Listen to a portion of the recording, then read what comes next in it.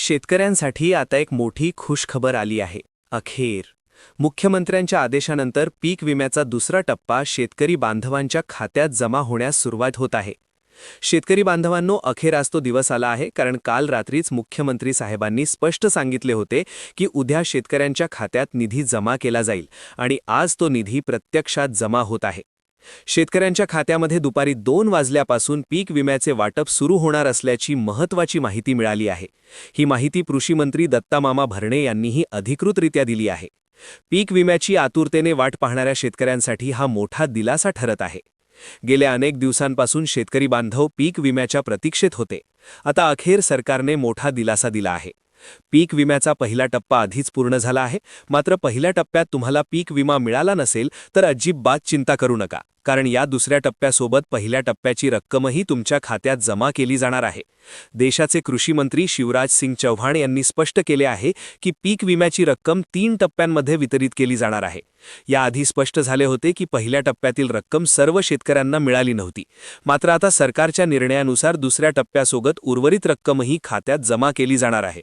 शेतकरी बांधवांनो, आज दुपारी 2 वाजल्यापासून तुमच्या खात्यामध्ये पीक विमा जमा होण्यास सुरुवात होईल.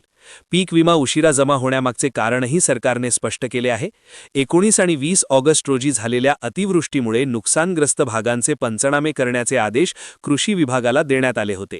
पंचनाम्यांची प्रक्रिया वेळखाऊ ठरली, पण त्यामध्ये शेतकऱ्यांचे मोठे नुकसान झाल्याचे स्पष्ट झाले. अतिवृष्टीमुळे नुकसान झाल्याने आता पीक विम्याची रक्कम तात्काळ शेतकरी बांधवांच्या खात्यात जमा केली जाणार आहे. निवडणुकीच्या काळात काहीसा विलंब झाला होता, मात्र आता सरकारने ठोस निर्णय घेतला आहे. त्यामुळे शेतकरी बांधवांनो, आता कोणत्याही प्रकारची चिंता करण्याचे कारण नाही. सुदैवाने नुकसान झालेल्या सर्व शेतकऱ्यांचे पंचनामे शनिवारपर्यंत पूर्ण झाले आहेत. याच आधारावर मुख्यमंत्री देवेंद्र फडणवीस साहेबांनी कृषी विभागाला एकूण 13 जिल्ह्यांमध्ये पीक विमा वाटप करण्याचे आदेश दिले आहेत.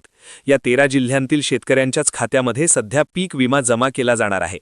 ही बातमी पीक विम्याची वाट पाहणाऱ्या प्रत्येक शेतकऱ्यासाठी अत्यंत दिलासादायक आहे. पहिला टप्पा पूर्ण होताच दुसरा टप्पा तात्काळ सुरू करण्यात आला आहे. तसेच मंगळवारी दुपारी 2 वाजल्यापासून तिसरा टप्पाही शेतकऱ्यांच्या खात्यात जमा होण्याची शक्यता आहे.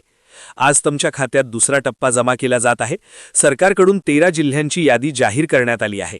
या जिल्ह्यांमध्ये शेतकऱ्यांच्या खात्यात पीक विम्याची रक्कम जमा होत आहे.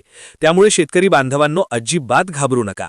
कृषी विभागाने स्पष्ट केले आहे की जर कोणी चुकीच्या पद्धतीने किंवा नियमबाह्यरित्या पीक विमा नोंदवला असेल तर अशा प्रकरणांमध्ये विमा मिळणार नाही. मात्र योग्य पद्धतीने विमा भरलेला असेल, नुकसान झालेले असेल आणि पंचनामे पूर्ण झाले असतील तर अशा सर्व शेतकऱ्यांना पीक विमा निश्चितपणे मिळणार आहे. पीक विमा जमा होण्यास विलंब होण्यामागे काही ठिकाणी डीबीटी प्रक्रियेतील अडचणी आणि काही बँकांचे तांत्रिक प्रश्न कारणीभूत ठरले होते. नांदेड, बुलढाणा, बीडसह अनेक जिल्ह्यांमध्ये सोयाबीन, कापूस आणि बाजरी पिकांचे सुमारे 50% नुकसान झाले होते. याच आधारावर सरकारने 100% नुकसान भरपाई देण्याचे आदेश दिले आहेत. 2022, 2023 आणि 2024 मधील थकलेला पीक विमा आता केंद्र सरकारच्या मंजुरीनंतर थेट बँक खात्यात जमा केला जाणार आहे. दुपारी 2 वाजल्यापासून रात्री 12 वाजेपर्यंत 13 जिल्ह्यांमध्ये पीक विम्याची रक्कम जमा केली जाणार आहे.